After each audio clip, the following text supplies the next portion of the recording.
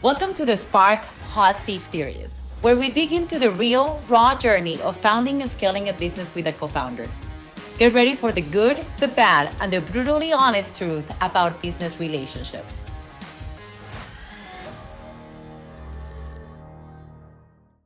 I'm so excited about our new guest today on the Spark Hot Seat. We have Jason Neubauer, the fourth recognized marketing expert entrepreneur. He's built a multi-million-dollar business using influencer marketing and even made a deal on Shark Tank for his invention, the Cool Box.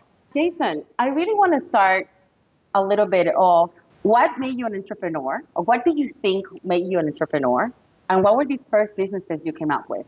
I don't know. Like, I think it's something that you kind of innately have within you, or like not. Like, I mean, I was like finding golf balls when I was like 6 years old. I was on a golf course and I was selling them 50 cents for the good ones, or like four for $1, Yeah. you know, and my dad's best friend like loved like the orange golf balls. So like I knew I could upcharge him, and there was Okay, something you had that, already like yeah, positioned your target like it was that. it was actually probably my most successful business. There was no overhead. It was like sheer profit, and I didn't have to like pay anybody. But I don't know. Like I grew up at a time where like being an entrepreneur like wasn't cool. You know, like Yeah.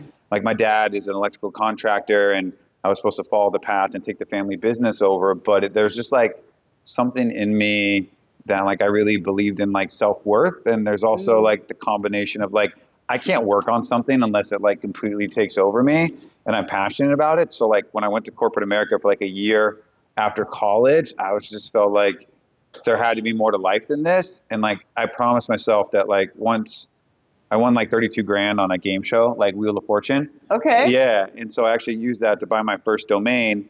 And that's when I kind of made the decision in the car when I was sitting in traffic. I was like, look, like I knew nothing about this game show. Yeah. I bought a book called Winning on the Wheel. I studied, I prepared, I executed, right? So like, I know you actually prepared to go to the game show. Oh, yeah, Like, yeah, I'm yeah. gonna win this. yeah. Like I sat there, they stopped. I bought it off eBay, and like I just studied the process. There was like 5,000 like hangman puzzles in the back, and I think it was just the kind of my first experience of like the combination of intent with preparation and execution. So I'm like, okay, well, why can't I apply this to anything that I want? So I was like, okay, I'm gonna go until age 30, and I'm gonna go after it. I'm curious to hear from you now that you have so much experience creating companies. Yeah. And I think we were talking a little bit more before even we started. That you said, I'm very good at coming with an idea to execution and just do it. But when did that become a solo road, or I needed someone to help me and brought a co-founder to it? I don't know. I just kind of look at life that like whether it's a partner like or a co-founder, like I think it's always more rewarding to go on the journey with someone, right? And so like I wouldn't say until like 4 or 5 years, I had the same co-founder for 3 of my companies. His name is Justin Jarman. Amazing guy, but it really in effect changed. I'm doing on my own now, which is like the first time that I don't have a co-founder, right? Wow. And he taught me a really important lesson where you can't really look at your co-founder as like 50-50, right? Like even if somebody's doing like 90-10, that 10% when Justin showed up for me, I would have never been able to like make it through, right? So I always used to look at things, and where we used to have fights was like, I'm doing so much more. I'm doing the product. I'm raising the money and all this. But like Justin was really, really amazing at all the things that I was not good at, right? And there was times where like that guy has saved my ass. You know what I'm saying? So like that's, to me, if you can apply that into every day with who you're working with, like it's just a really good way to operate. Like there's so much that goes into like building a company, fighting over who's doing more and where your equity at. It's just not worth it at the end of the day. It's hard enough to get to the mountaintop. Oh, I agree completely. I think we even see this in marriages. I feel like people have even just lived with someone or roommates that you're trying to blame it on things that, oh, you haven't washed the dishes in like 10 days, or, you haven't taken the garbage out. And then you realize something, this comes more naturally to you, but they're doing other things. So then you can live together well. So I think it's discovering the things that you are good at, that you actually enjoy doing, and the other person too. So then it really complements each other, because if you're doing the same thing I'm doing, why do I have you as a co-founder? Why do I have you as a partner? Same. Like I don't want to like look in the mirror and date somebody exactly like me, right? Yeah. And but especially, boring. Yeah, it's boring. Yeah. I mean, I'm pretty fun, but like but especially in a company, like you need the skills to be the things that you're not great at, right? Mm-hmm. Like you can even take it as far as now of like when I look at people I'm working with, like I use human design. I think human design is a Oh, I really love that. good free tool that you can look at when you're matching up with like a co-founder. But everybody's really different. At the end of the day, it's like you're going to go through more stuff with your co-founder than you are with like your boyfriend and girlfriend or your You have to husband or have wife. even tougher conversation, I would say, from the beginning, Yeah, because you start really thinking about money so early on. yeah. Whereas in a relationship, a romantic relationship, sometimes you don't really talk about money until like years to come. Maybe when you start living together or like start thinking about, are we gonna put an account together? Yeah, Whereas in funding, you have an account together. That's the business, yeah, and then you need to figure out a budget yeah. to Well, organize yourself. yeah. I mean, I got yelled out in my early days. I'm like, look, man, this is like a really important networking thing. We need to spend like 2,500 on. He's like, why? And I'm like, I can't really quantify in this moment why, but Hmm. those situations happen. But at the end of the day, like I wish that I had someone to go on the effect change journey with, but I also know that everything I've led to in my life that like I'm the one that's supposed to lead it, which doesn't mean that you can't lean on a team, but like I would pick a co-founder all day long. What are things that you learned from having a co-founder in all these entrepreneurship that you had before that you can tell other founders now? Because maybe your first time with a co-founder, you made some mistakes, and now you're like, oh, you know what? Now that I grown, let's say, at least my entrepreneurship and my mindset, I wouldn't repeat these things, or I would do this again. Whether it's an investor that I'm talking to now or it's Hmm. a co-founder, is like I just lay everything on the table in the first conversation I love that. where the expectations is on the table. And like even if I'm meeting with an investor, I also want to make sure that I'm not bringing the wrong energy into the company, right? Yes. So like I almost like do the opposite where like I don't sell, where I'm like, look, if there's 1% of you that doesn't feel like you're supposed to be a part of this company, like don't do it. Like I'm really Hmm. like at a place in my life where I'm trying to operate off like the least amount of resistance, right? Yeah, So that's like true. really look at resistance or conflict or anything that's like in your life is like a sign that it's really just trying to divert you to where you're supposed to go. We were just talking to another founder, and he said honesty was one of the most important things. And you just said it in a different way, where it's like just lay it out there and say, these are all the things, bad, good, that I'm potentially going to go embark on with this idea that I have. Yeah. Are you on board? Yeah. And like really understanding too about like where they're at in their life and understanding like how like high risk like startups are, Hmm. right? But there's also this fine line of like you also need to make sure that like you have enough like income coming in, whether it's the company or enough that it at least gives you that you're out of this fight or flight mode, Mm. like in order to create. So I think that like I always underpaid myself or felt guilty or like taking stuff from the company like really early on. But like when you're in a state of like fight or flight, like I really can't be focused on what I'm doing because like 40% of my consciousness is like, am I going to make it to rent next month? Am I going to do this? And I think my biggest mistakes came from early on is where I was in this constant state of fear of feeling like at any moment that the company was going to go under. Oh. And through that, I felt like there was moments early on in my career with my first company that I oversold people and I overpromised, right? So like when I speak about how I try to say that I don't want friction, like I've lived that, right? And it's not that like I wasn't a good person who didn't really like believe that, but it's they had the expectation that this thing is going to reach this thing this fast. And if I fall Hmm. anything short of that, then I'm going to be held accountable and it's a failure, right? So it's like I unintentionally sometimes I would sell out of scarcity, right? So now I don't take a phone call. I don't get on anything related to new business unless I know like my whole energetics are like super clear. Unless I know that I'm calm. And I do that thing about the 1% because it also keeps me within integrity when I'm talking to them, that there's like no form of manipulation, right? So I think in any level or communication that you're doing, whether it's a partner, a co-founder, a relationship, like really only have the hard conversations when you know you're like neutral and you're not really coming from like an activated ego, I would say. Yeah, I think it's very important. But what I like about having a tough conversation at the beginning Hmm. is you don't really have bias because you don't really You're not attached to it, right? exactly, you don't Yeah. attach to it. So when let's say you're gonna start a partnership with someone, Yeah. you said, look, these are the most common mistakes I've had before with my Yeah. former partners. Yeah. And normally when we talk about money, these are the things that happen. Let's talk about it now. Because there's nothing, I feel like a lot of the time when you two talk about these things is because something triggered it. and the trigger becomes something, emotionally attached to it. Yeah. So let's say like, well, why did you spend this money here? Let's Yeah. talk about budget. Instead of, hey, let's talk about budget before you or me did anything wrong about it Yeah. or good. Yeah. It really is unattached to it. So I think there's a huge opportunity for people to have tough conversations before anything happens. But they don't know what they don't know. I think one of the things that I really want to start kind of building on is bringing transparency to these conversations at the beginning. Maybe one conversation that you remember from co-founders that you were like, you know what?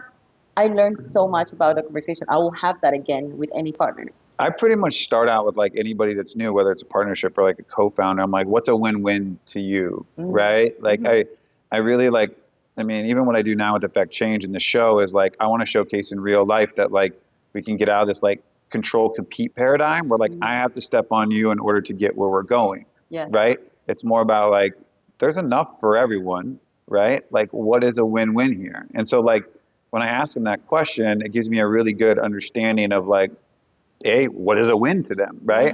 And then we kind of base the conversation off of that to kind of finalize where we want to go.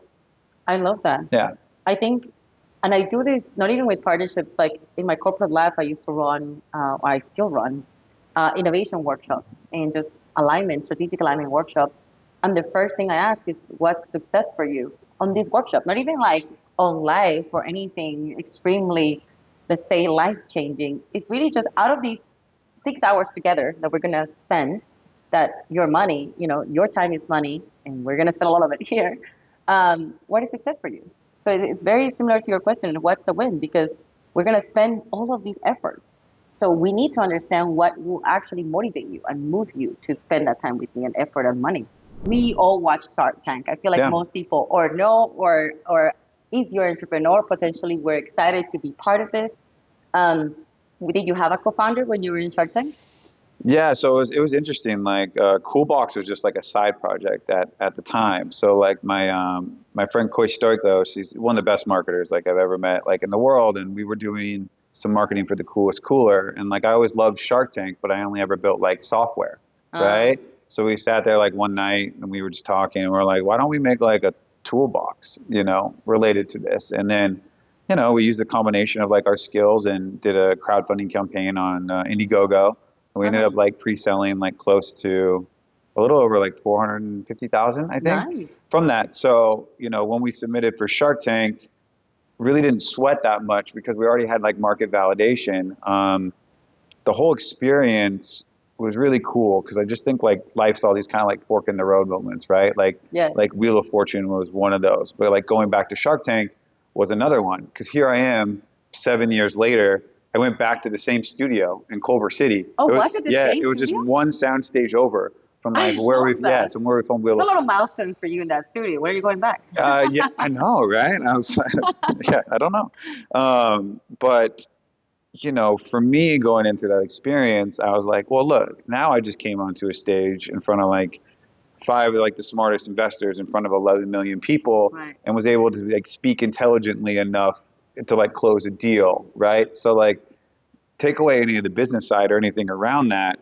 For me, like the ripple effect of that and other things that I've done in my life was way higher than like what the actual deal on the Shark Tank was, right? The actual outcome, just enjoying the journey and that part of it and what you learn from it. Yeah, I think that like what nobody talks about in the show is like it's 90 minutes long. My two dislikes that I don't think were the most positive experiences were I felt that they specifically picked 1 or 2 companies that didn't really have a business that was to go in there, and like it felt like they intentionally shied. Like I heard a girl just crying in the other room after she came off, and like I met her and I could have told you within 2 seconds that like that wasn't a real business, So I felt like I get it. They have to have companies not there and the audience can take it away, but I just like kind of didn't feel authentic in the sense that like just to hurt somebody who was like trying. So like that didn't feel good. The second thing was you film straight, right? So what people don't realize is they talk over each other, and you can hear that when you watch the television, but